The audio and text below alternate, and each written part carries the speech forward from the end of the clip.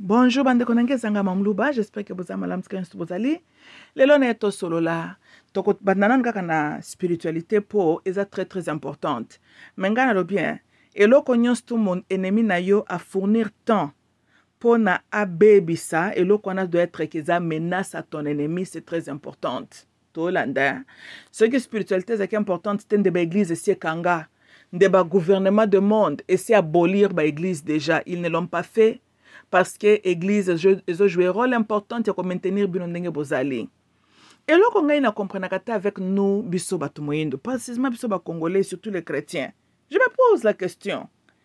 Bino boye kolobana biso awa que Jésus-Christ est le chemin, la vie, yenda pesa ki biso ba victoire. Vous répétez le discours que votre colon, vos oppresseurs vous ont dit à travers ba livre ba elaki bino wana. Mais bino bomi tunate, hein? To bandana boy. La Bible, hein, la collectivité de livres qui forment la Bible, a été imprimée où? Aucune part dans la bibliothèque africaine. Exactement dans la bibliothèque à Mindele, n'est-ce pas? On est d'accord, non? Ok. Donc cela veut dire que yé Mundele nde mutuali bosso d'être conscient ou au courant que Jésus donne la victoire et la paix et il élève. Donc c'est l'homme blanc. Pour Mundela, il y a une forme missionnaire pour convertir yot. Ce que tu as marche en arrière, avant de convertir yo. Donc, il y a qui n'a connaissance que Jésus de Nazareth est la victoire, n'est-ce pas? Il y a une tombola. Mais, bomi tunate kendenge ni élévation à l'homme blanc est liée à la chute de l'homme noir. Wapi para Jésus là-dedans?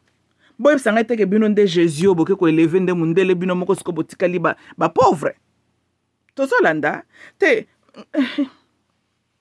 yango bomontana ba que les chrétiens baloko ba démocrates ça deux bandes ya batu baswana kana cerveau.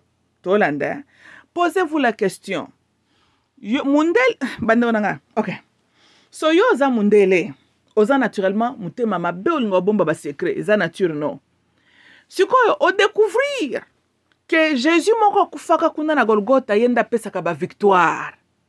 Au découvrir yango et puis on a convaincu que c'est vraiment vrai. Tu gagnes quoi au kende kolakisa secret wana na ba noir. Po bango ba comme élevé. Mais avant yo kuto kende ba noir yo pozo tepa. Mais maintenant qu'on découvrir vérité secret ya po yo za l'élever. What the hell au kende ko partager na ba noir. Tolanda. Parce que qu'il n'y a aucune vérité dans ça. Ils ont seulement utilisé Bamasolo na bangwana corrompu pour na ba maintenir bino na se. Parce que l'évasion de l'homme blanc n'est pas venue par Jésus.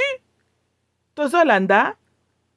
D'ailleurs, quand nous regardons les grandes puissances, que ce soit la Bretagne, Russie, la France, les États-Unis, Bambo kananyo stunga inatangi, wapi Palestine nakati. Pour Jésus était un Palestinien. Sugoy, doye Jésus a élevé nous Palestiniens te, malgré qu'on élevé la Grande-Bretagne. Puisque la première Bible était imprimée, c'était version à King James, n'est-ce pas? Il était anglais. So you mean to tell me que le roi là anglais King James, right, avait tous ces secrets qu'il connaissait. Mais Palestinien, comme ta grande puissance peut-être. Bon, parce que les Palestiniens ont colonisé le monde. Ils ont envahisseur les Israélites. Mais bon, selon la Bible. Aucune élévation. Comment est-ce qu'un Arabe, un Palestinien, yende a détenir clé à élévation, bande connaît mon propre. Tia bango kuna ba tante ba réfugiés sur leur propre terre. Ba mindelo yo bangonde ba comme grande puissance mais tango totali lisusu bien. Motindo nini bango ba comme grande puissance, on découvre que ils se sont promenés partout dans le monde en train de conquérir les pays d'autrui, voler, commettre des atrocities moko ko sakanate, en train de s'approprier na ba richesse ya batu mususu, donc vol. To beta marche en arrière na Bible. Ngana banza verset moko Moses sakoma kuna na loi ne kuna na livre Exode selobi oko s'approprier na richesse ya voisin na yote. Donc oko convertir donc okosala kimo yibi te po balusa eloko ndeko no ya voisin no koma ya yo, tu ne feras pas ça. Boite siko tango mundele akendaki azoko coloniser bamboka, azoko lukaka bagera coloniser pour contrôler richesse ya mabele wana, eza kimo yibi te, ezali même eloko ngo Moses aboyeki te na kati ya Bible yango. Mais siko mundele mutu imprimaki ba verset wana ti atangaki yango te. Boite mais nga nazomona conflit moko eza wana très grave, hein? Très sérieuse. How the hell mundele na ba imprimerie na ye a imprimé les 10 commandements na kati wana lobi okoki ko convertir bien ndeko no te po koma ya yo. Donc okoki ko obtenir ok eza lokola mutu asombi lopangu na yo ke falsifier mikanda po koma lopangu na you can do that. N'habitez le terme exact en français. Mais Bible pekisi pratique wana, n'est-ce pas? Mundele avant y la biso Bible en Afrique. Puisque vous n'allez pas me dire que Moses version comment qui pendant que bino sko bokoma ba colonisé. Balobi na biso que Moses a existé très il y a longtemps. Boete bango mindele nde ba ko imprimer nde maka Moses alobaki. Admettons que tout ça est vrai. Donc avant yonanga toye bakutuke. Il y a un livre qu'on appelle Exodus, Deutéronomie. Hein? Avant, il y a un livre qui existe. Donc, mundela yebaki yango, n'est-ce pas? Pour y aller imprimer ki biloko wana. Atanga ki pe verset wana. Boite.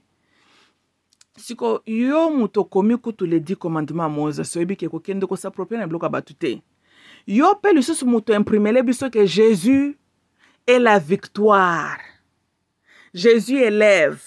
Donc, yo découvrir secret. Si yo moko tiango na en pratique te ponanine. Parce que mundela ke ya conquérir India, ayibi ba diamond ya India kuna. Aya conquérir Amérique, ayibi ba richesse sawa. Akaina Afrique, ayibi donc c'est comme donc Europe s'est élevée en volant et en maltraitant les autres peuples de la terre.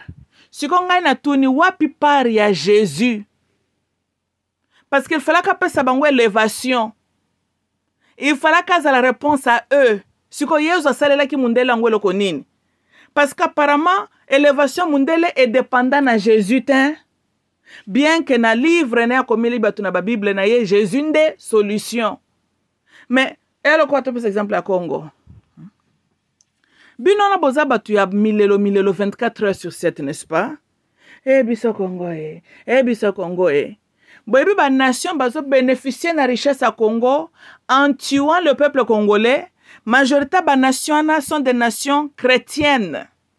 Quand nous parlons des États-Unis, quand nous parlons de Canada, quand nous parlons de Rwanda, quand nous parlons de la France, Germany, Tozolanda sont des nations chrétiennes.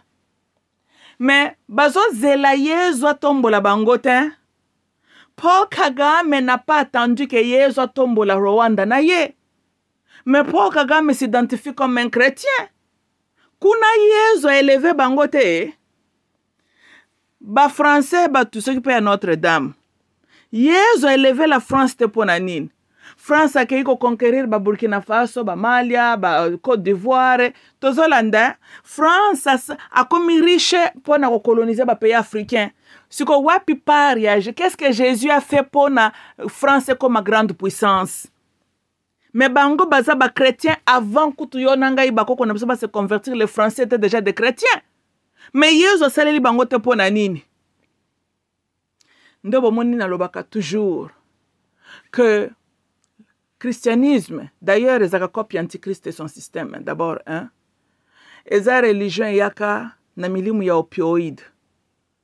Ezali lokola anesthésie.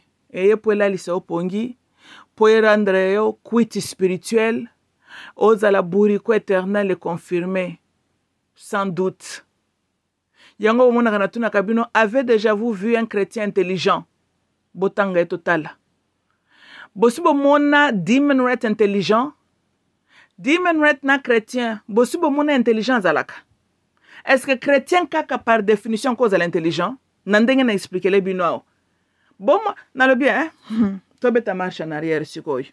Si vous avez entendu parler de Mama Kimpanvita, n'est-ce pas? Yé, la pauvre, n'est pas allée dans l'université des Blancs. Elle n'a pas obtenu le doctorat. C'était une jeune dame d'ailleurs. Plus jeune que la plupart de Binokuto Bozoko Kanga n'a pas de Kostoy. Tozolanda. Mais, maman qui m'invite à Maëlle ou qui wa pas mona que banzambo étranger est mauvaise nouvelle pour nous. C'est ça la différence entre la vraie intelligence. Il y a beaucoup qu'on a biso inspiré par Dieu, l'intelligence on a bino mesurée par ce que vos oppresseurs vous ont déterminé comme intelligence. Il y a un moment par définition, les chrétiens ne sont pas intelligents. Ils se croient être intelligents, mais basés sur intelligenté. Mais dans la Bible, qui m'invite à tanga ki wapi pour comprendre que kopoyo est un sale jeu. Elle a étudié où? Bino bolobi français. Boyeli biso ba pasteur ba ela ka batu ba interprète. O ba ela ka bino ba langue ya ko impressionner nango bino. Ba misusu ba kenda ko tricher na ba examen ba théologie. Tozolanda. Siko bino ndenge nini bozo ata mayela kotuna mundele te. Mais si Jésus réellement élève, il donne la victoire. Mais il fallait que bino nan bossa la preuve nango bo dépendre de na Jésus. Pourquoi boyoko dépendre na Africa? Pourquoi est-ce que le royaume de la Belgique devrait piller le Congo pour bango base à la grande puissance? Et pourtant c'est Jésus qui élève, c'est lui qui donne la victoire, c'est lui qui donne tout. La Belgique va dépendant qui na Jésus te ponanini. Si seulement être chrétien, ezali pe kozala mayele. Oh, Jésus a lobby, je suis le chemin, je suis venu pour vous éliminer. A éliminer qui bino wabi. Parce que ceux qui coûtent aux na bilta ko réfléchir te. Yo, Jésus a éliminé qui wabi. Maman qui m'invite o ya boya ki na ye biloko mundela ya ki na ango. Ye azala ki illuminé. Elle et vous, nani mutaza mayele que l'autre. Maman qui m'invite. Elle est morte en tant qu'une femme indépendante. Akufi loko l'esclave te. Bakoko bayambe pe à bras ouverts. Bino tang boku fak. Directement na lufelo. Ce qui peut lufelo exalaka. Bino boko kutana boko pusa na kutupene na nzambe abako na bisotin. Po bakendo ko polluer dimension divine na buzobo na bino oy. Religion na kuta pesa kanan bako na biso kanda. Ata bozo mona makambu na miso na bino moko les chrétiens bana ba crâne moko très très lourd. Ngana moni fo ba neurologist bazongela sous recherche, même balo recherche zala to comparer le cerveau d'un chrétien et le cerveau d'un être humain normal. Je suis sûre, je suis convaincu que le cerveau ya chrétien et kolakisa na CAT scan et kolakisa crâne za ne peser ata ya bozana sa la mesure 1 cm 2 3 ata ya 5 décamètres hein? Oui. N'importe pourquoi vous avez apparaître comme les kisimbi, comme les extraterrestres, mais vous avez peut-être des kisimbi internes. Il y a un libande là qui s'amandete. Mais ceux qui te tiennent bien penser ba cerveau na ba scanner kuna, en tout cas tu as une difficulté il y a que détecter le cerveau pour épaissir ya crâne.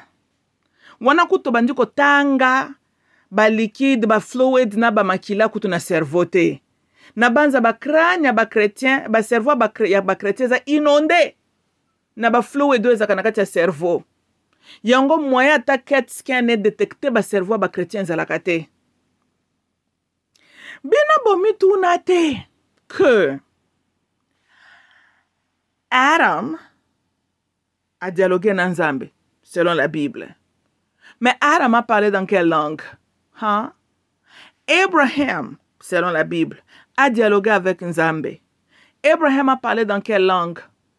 Moses a entretenu dialogue avec Nzambe. Moses a parlé quelle langue? What the hell? Ba même la bisob livre, oh c'était écrit na ki hébreu, oh ba grec ba koma ki ango, ale ba sali ba translation. Wait a minute now, wait a minute. Masolo ya Abraham, eza masola ba grec te? How the hell grec a yebi dialogue Abraham a entretenu avec Dieu? How would a Greek know that? Awe bango ndengenin. Bande kona ngai. To sola nanu bien. So, prétendant Papa Simon Kimbangu a dialogué na Nzambe, right? How the hell Greg akoya aya kokomela biso masolo ke un jour Simon Kimbangu Nzambe atuniye ABC, Simon Kimbangu azongisi ABC. How the hell Greg ayebi yango?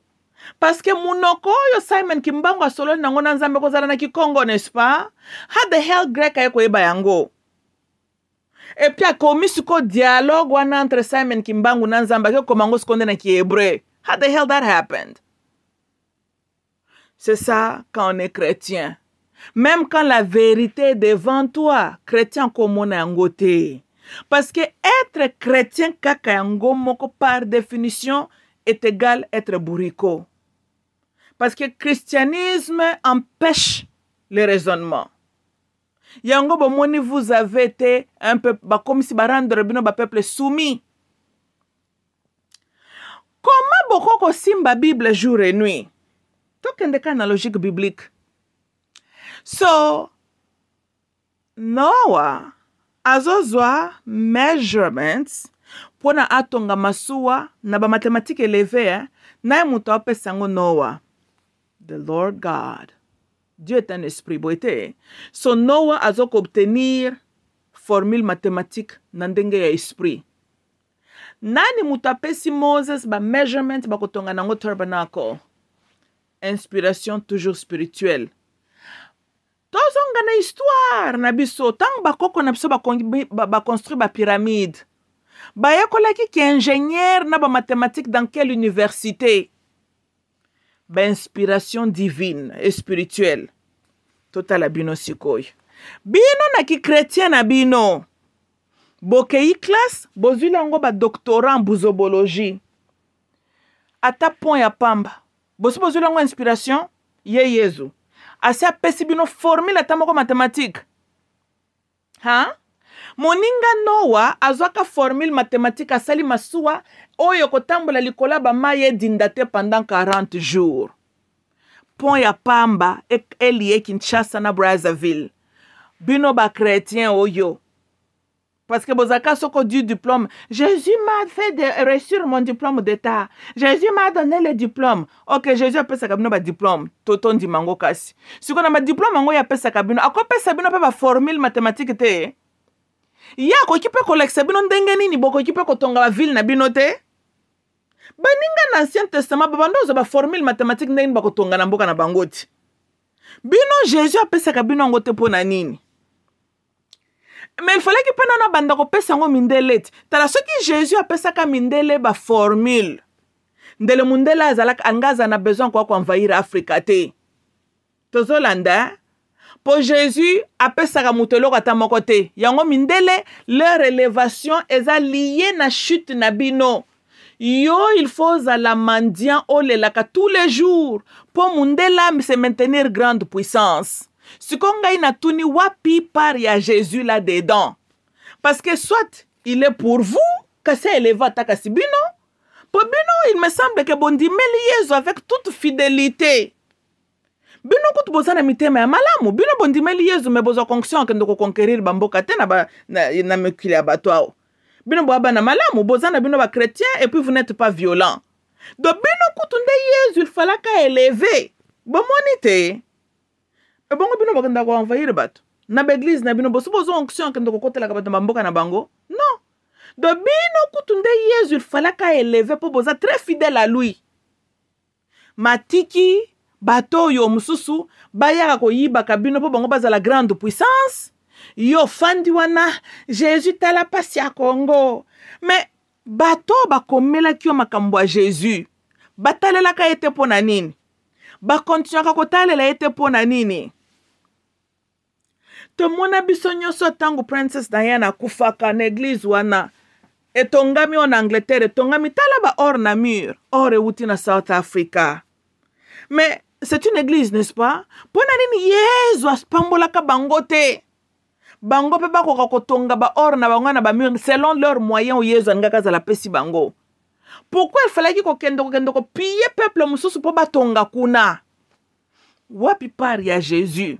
Ah, je vois. Donc Jésus accompagne les voleurs. C'est ça. Parce que comment est-ce que vous pouvez me convaincre, n'avez pas convaincre que comment est-ce que tout bon voleur est chrétien? Bossi boyoka voleur spirituel, voleur nyonso zalaka chrétien. Il jure au nom de Jésus. Akendaka église. Soto komone na chapelet na kingo, vous vous souvenez? Vital Kamerhe tamba sambise. Il évoquait qui? Il est chrétien, na ba chapelet na ba Sainte Maria na tolo. Bossi bomona moyibi spirituel azalakate. Joseph Kabila, Methodist. Chilombo, toyebaka religion nani dénomination était mais c'était un chrétien. Yena bande ne baza banani ba chrétien.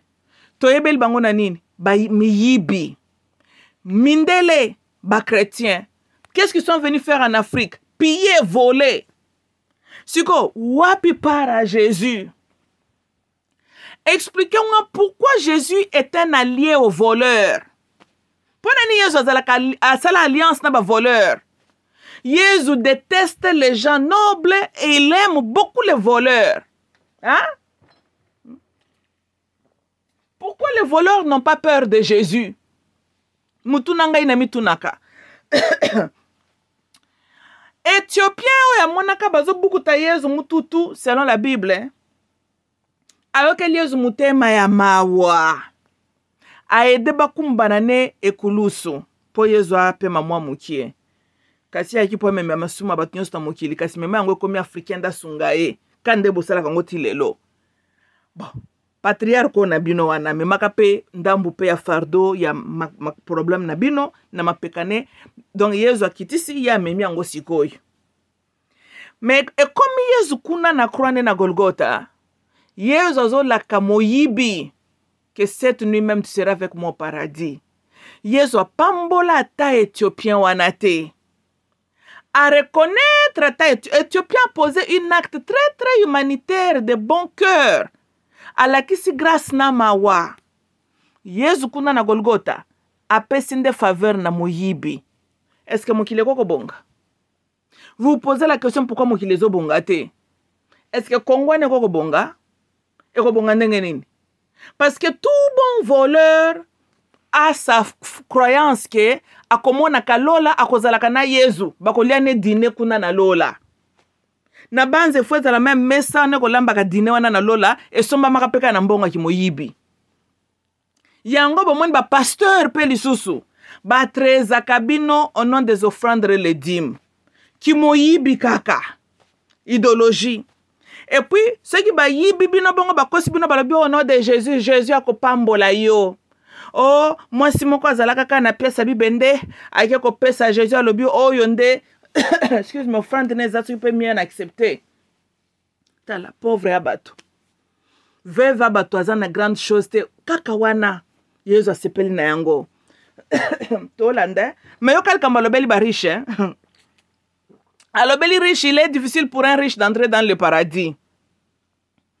Yango moni, un pauvre, croit beaucoup que Jésus va lui faire entrer dans le paradis. Bosso mona riche, azo croire na biloko wana, na bien. Donald Trump, tous à la peu réaliste. Donald Trump n'est pas devenu milliardaire parce qu'il passait son temps dans des églises. Tolanda. Donald Trump peut prier pour ça le scénario ne batuba mona ya mina love the man mais sont réalistes. Bongo yo lo kendo ko sala o lukambongo otala ndongo ko sala ba milliard yo fando banda ko tala ko Jésus m'a sauvé. O ko maka milliardaire mo kolonine. Te so mona un vrai milliardaire azala chrétien. Non, do ba créer mo classe ya bato. Tolanda. Les gens qui ont la puissance d'influencer ce monde, bah, na bango de chrétienté. Mais tu ne peux pas devenir milliardaire quand tu passes tout ton temps dans des églises. Et c'est conflictuel. Même business, ya business kako. So ko zo passa 4 ans dans l'église. Oko choué na business na yoti. Tolanda. Donc, maintenant, moi, classe so batia ba oppressé peuple à mokili. Batouana nde bokomona ba fenta kabino baba na bichiro mondenga zana. Vous pensez qu'il passe son temps dans vos églises là? bino bozona da moto ba scénario ko kanga ma photo bo moni azako sambela bakangi photo ye kuto azata chrétien to landa soka loba landa bino chilomba ngao na bambongo anate. Ils passent leur temps à réfléchir comment multiplier leurs richesses. Balexaka ton na bango na l'église na bino anate. Batiki wana za comportement ya bino ba pauvre comme la veuve là. Bozolanda omoni veuve wana ba prometa ki akokota na lola. Donc moi mukie wana apesi Jésus. Lokola bino. Kongo pasie. Tozalaka na misala te.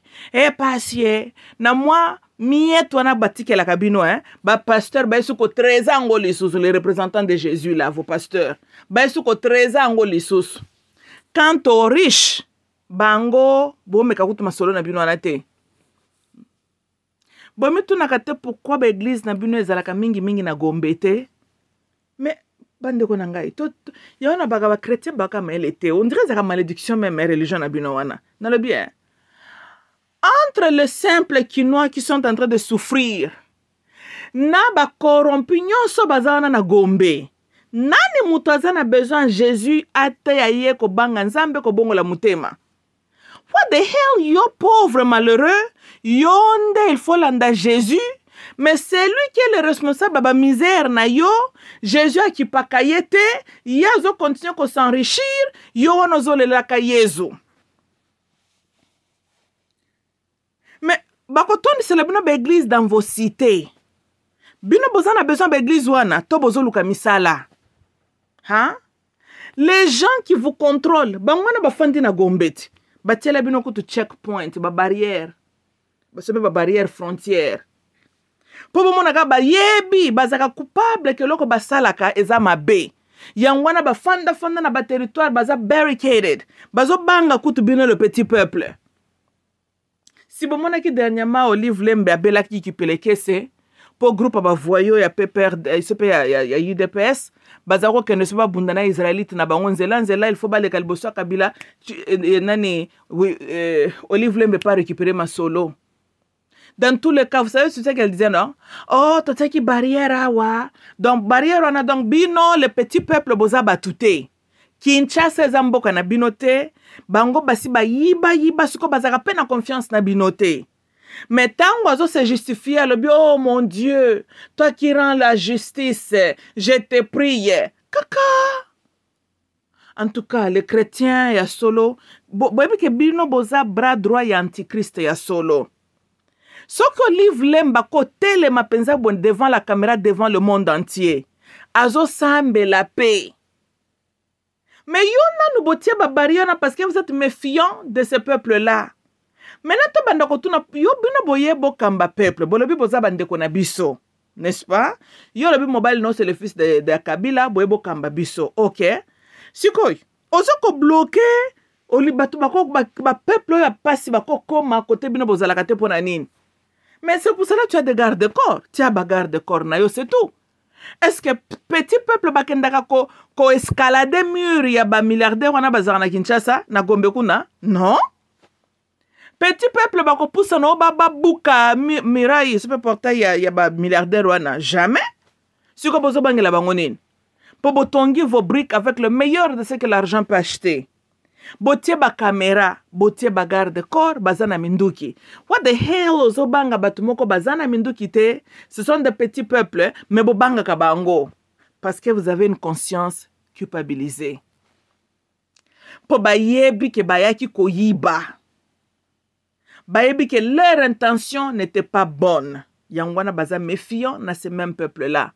Et la chose étonnante, kabino le petit peuple wana, borokende mamo livre mama mutema malamu asambelaka okomona kutu misusu baki kote bambunzo na bango pala ke la bango mabe soka sisi ko la kelo mabe alobi au nom de Jésus-Christ bongo bino baloka kabino na kombo nani chrétien baloka ka au nom de Jésus soka baloka chrétien na au nom de Simon Kimbangu osoka bazo loka chrétien na kombo ya Simon Kimbangu baloka ka chrétien ka na kombo ya Jésus.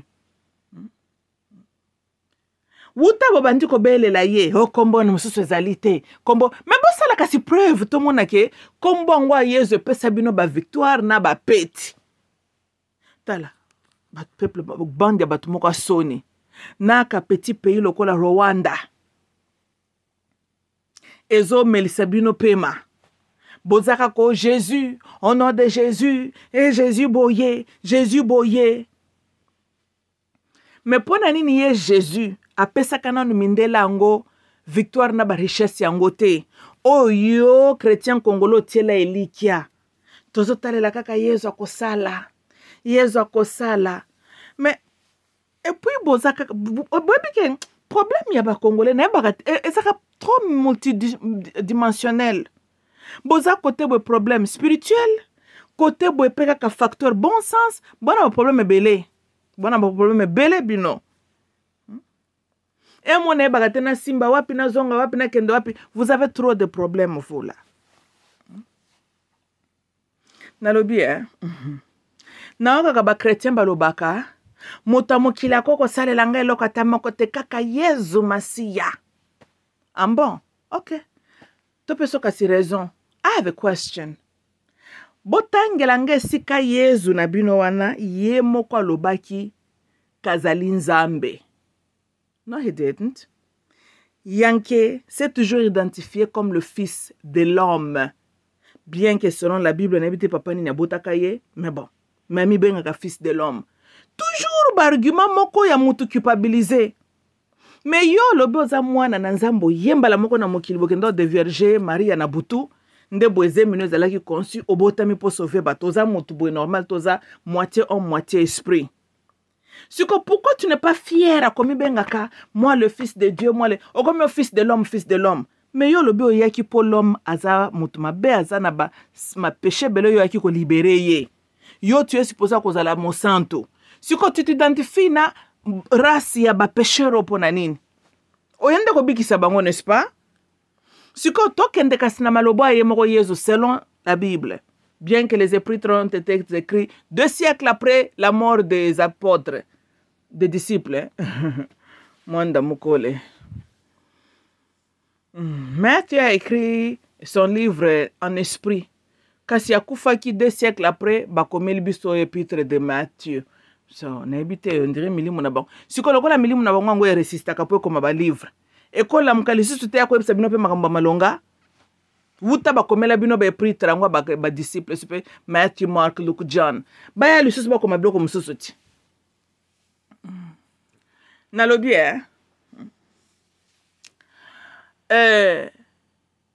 fils de l'homme, n'est-ce pas? Siko yo otangi bien. Moninga mobali aomi benga fils de l'homme. Yo lobi ozotie likia yenda kosunga pasi ya Congo. Olobi okoko tia confiance na maele ya mutu te elikia no bena Yesu mais Yesu ozomi benga kazaki mutu. Kaza mutu parce que fils de l'homme eza être humain. Bon fils de l'homme est Dieu, aza être humain. Bon moi ndena bakana bino chaque fois que bon moi maman qui m'invite, elle est bénie donc elle est vraiment une âme bénie. À comprendre qui. Elle avait très bien réfléchi. Il y a un problème na bino multidimensionnel. On dirait c'est lié na kiburiko. On dirait c'est lié sur na kibundokie. Ce qui peut lier na antichrist, mais bon, on a un problème très compliqué et très complexe pour nous comprendre bino. Bois très bizarre tout le bakaka. Il est fils de l'homme.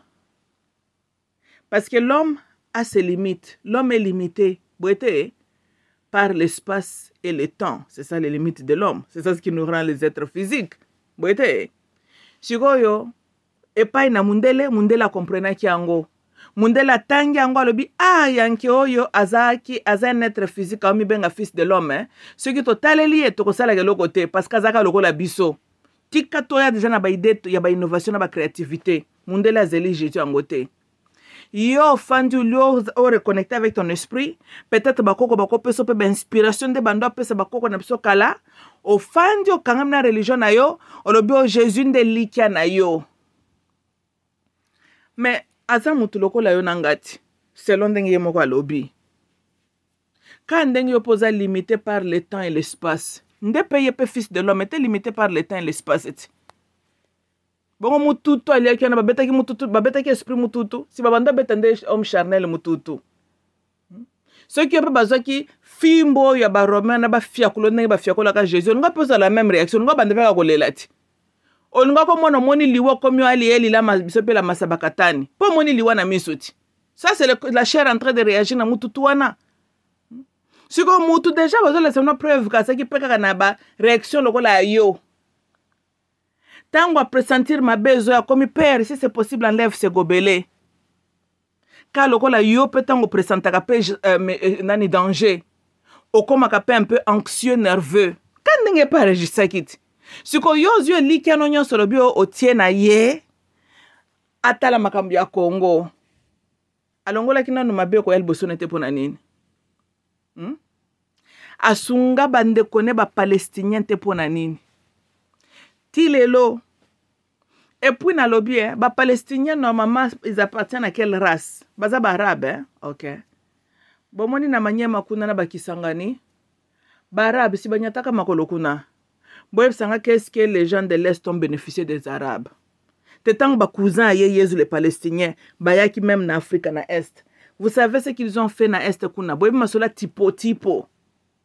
Ba cousin yezu les Arabes, les bandibou, ba toka ba koko na bino na tipo ba kena bango ba kendo sala ki boumbo. Bande kwa Jésus. Wana kutu ba cousin ne penza makila. E bongo ba imposteur ya mindele. Bango baye ba convertir bino kota l'ouest après votre conversion de ba toka bino ba menote ba kena bino kokende et puis ba coloniser bino tolanda siko boye bisanga côté boye ba cousin Jésus vous ont causé du tort côté boye ba missionnaire à Jésus vous ont causé du tort na ebite siko bino qu'est-ce que Jésus a fait pour vous. Parce que na l'est, bande connaît, ba yeli bino problème. Na bien. Et puis problème moko injuste. Boke na manyama kuna bomoni mutu kombo Abdallah. Ceux qui boke na Palestine, bokuta mutu kombo Kimbangu te, Mambweni te, kuna bakombo nezate. Mais baza bande kwa Jésus te obobele la ka jour et nuit. Boete. N'est-ce le bel bino, je vais encore dire, esclavagisme, et ça la capé volontaire.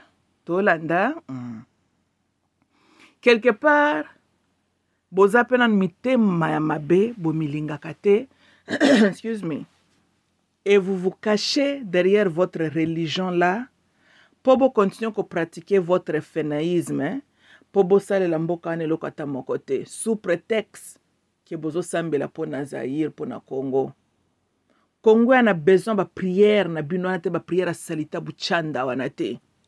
Parce que le créateur de ce sol-là, tango a créé Kango, ndenge botanga kana Bible, il avait déjà béni. Il avait trouvé que tout ce qu'il avait créé était bon, il avait béni. Donc, arrêtez avec vos hypocrisies, bon réfléchir ndenge nini boko tonga mboka na bino botele mabobundela mboka na bino, bo bouté voyou a chilo mbobotiela batu. Bon, se débarrasser avec vos églises là, peut-être beaucoup comme temps normal, faites un effort. Parce que votre problème là, nous sommes avec vos églises.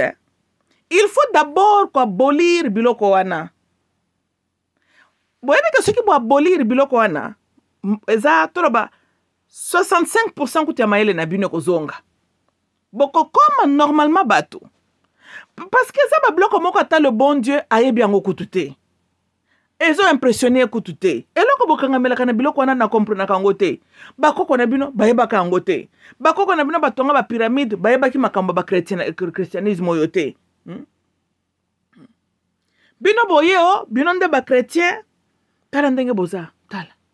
Peuple à lamentation, vous cohabitez avec les Bosoto, Bozangi Kimia, peuple officiellement pauvre selon l'ONU. Tolanda.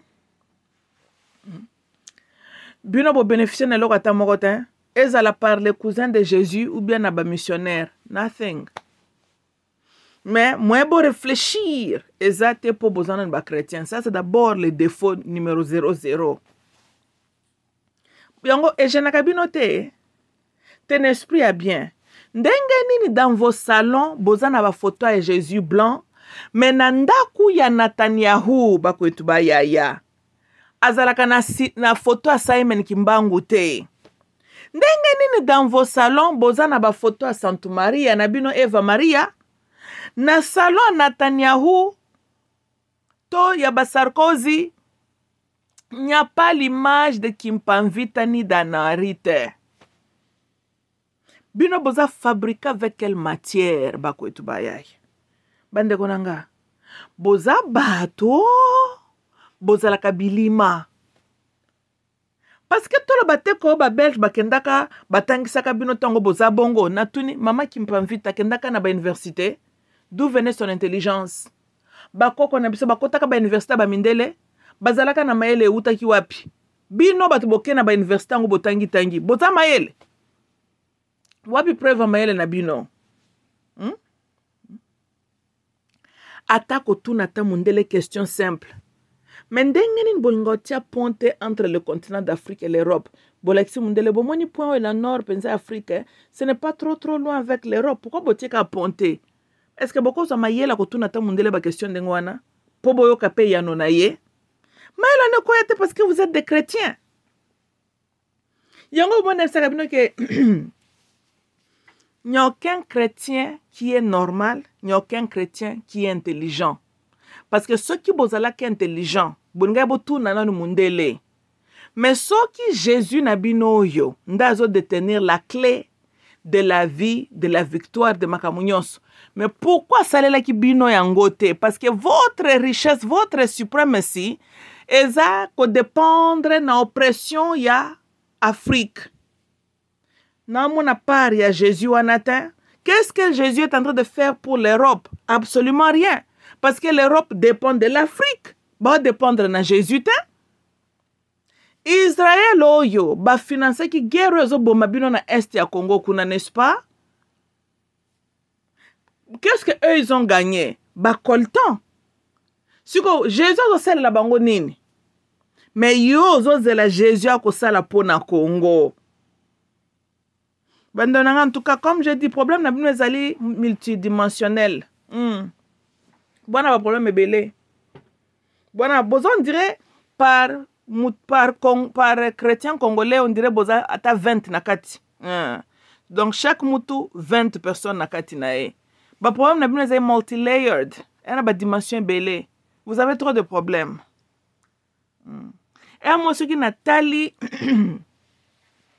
ba dimension ba problème na bino atana nous côté na spirituel et a musala makasi ya kosala. Oui, tout est possible bien sûr, mais kosenga pe volonté na côté na bino moko, or boza pe na volonté te. Bomoni ça complique aussi les choses tolanda. Parce que bomoni ata bolobi ba français bozongisi boyeli biso ba diplôme. Ce qui est spiritualité n'a pas bafoué, bon ça n'a pas l'autre, l'autre côté. Bon moi ni ce qui bozala kama yele, bon nga bondo tu na nzambe, men nzambe. Ndenge nini richesse ya Congo la plupart okundi kundi yango na sama bele. Intelligence elinga kelo banabino boy. Mais mabele ezali mutu soka kufi azongi na mabele. Doto tambola eza bakoko na biso. Donc, bakoko bazoko détenir richesse na biso. Donc, bon ngabo comprendre que ceux qui bo boyi bakoko na bino, moyen pe bo bénéficier na richesse ezate. est simple. Yo boyi koko na yo. Molingi richesse eza donc détenu par lui a pambolo na ngo. O mo teke za ba prière moko conflictuelle. Tolanda. Mais beaucoup réfléchir bongo te po comme je dis quand vous êtes converti. Ne lo kona bino wana. Moins bozala pe mayele. Deza lo la boteka kapena mayele na bino na bonya na kibomoto. Et kenda soki pe wapie. Mais kenda na ngona Palestine te potala bango moko kuna. Oubia beaucoup za bato même idéologie Tolanda. Ils sont nos cousins mais ba salaka biso pe faux cop. Ba foshaka pe biso. Eza ma mingi bandeko nangeza penza mawana pasi. Bo réfléchir. Ce qui bo kati kaka makolo na babiloko wana. boluki nzambo ya ba nasina lobela bino maintes fois bomoni bino aussi longtemps que bozo boya bakoko na bino bozaka nde boza wana po boza peuple karmique ata boyke yo Jésus-Christ bokolobaka loka bachakuti bondance Jésus-Christ wuta bobanda kobelela ye. He's not gonna do nothing. Kandenge yera salaka yango ta permettre kutu batoka bino akotoka bakende bokesa boki bowumbu baye ko coloniser bino kande ba continuer ko oppresser bino. C'est tout ce que vous allez obtenir de Jésus. Tolanda ti bokozongela bakoko na bino bozongela nzambe ya bakoko. Nde bokozwa ba révélation spirituelle, nde bokozwa ba mayele, nde bokotelema bokobongisa mboka na bino. Aussi longtemps que bozaka ba yele le ndenge bozawana ata bo parler na ba langue na bino bozoba na bashandala beja. Wana ba sekeli ya omoni quand quelqu'un chôme pendant longtemps, un chômeur qui est lié avec la pauvreté spirituelle et il a faim, ndoko mona bandi bashandala beja. Donc, il y a quoi manifestation maladie mentale. Tolanda. Dans le côté, ni les cieux comprennent, ni batomo qu'il bazo comprendre. Bon temps, yozo babilo ko ataba étoile dans les cieux comprendre bezo bate. Aucune interprète peut interpréter marambozo loba. Nyozaka na ezotaka na imagination mutu na yo. Ta place est na CNPP. Yango mo nefsa kabino ke normalement vos pasteurs là sont des détraqués mentaux. Baza ba pauvres malheureux, ce sont des pédiatres, des criminels, ba prédateurs, miyibi. Yango ba utilisaka eloko na bino wana po na ba bomba.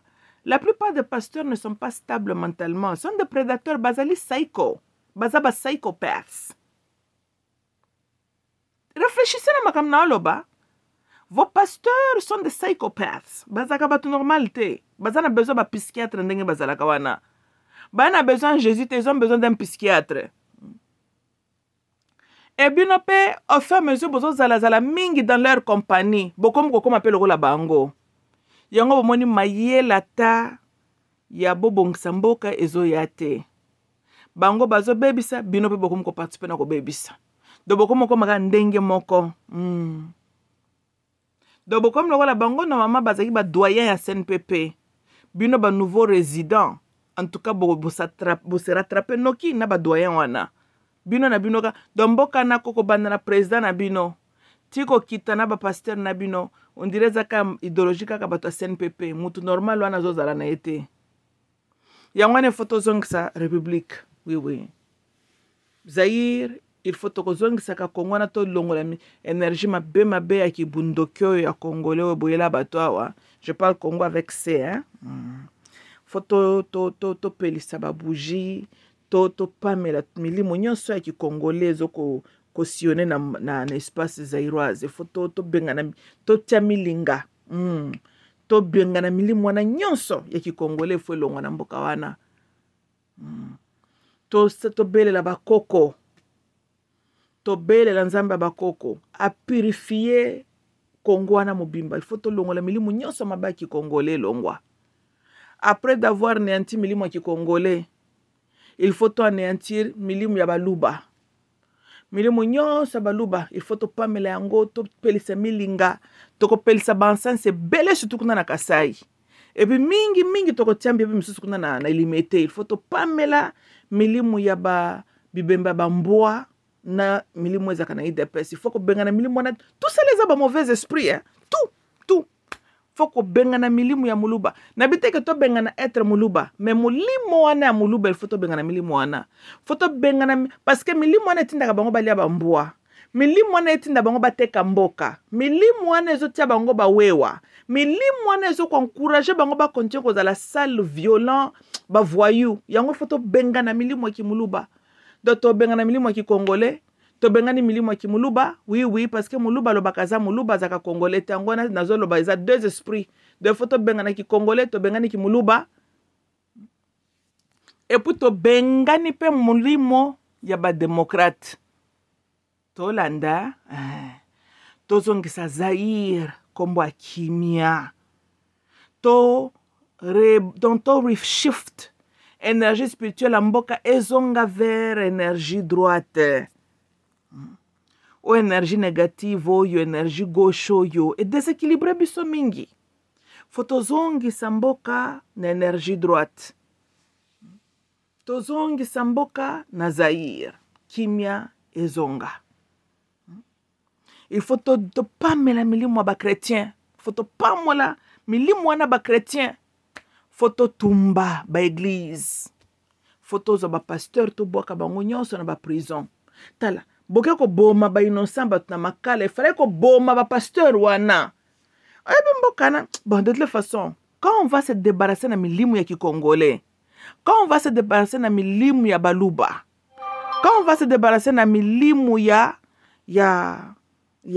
ba demon rats bokozonga normal en tout cas mboka nekokende liboso réfléchissez na makambo na uti koloba ok bandeko na ngezala ngai mamuluba nga pe fona changer kombo po il faut to délivrer molimo wana kimuluba ti bonga nazaka mamuluba par formalité na milimo bato wana te nga naza zairoise mwana MPR moi je crois à la République voilà ok I love you all bye bye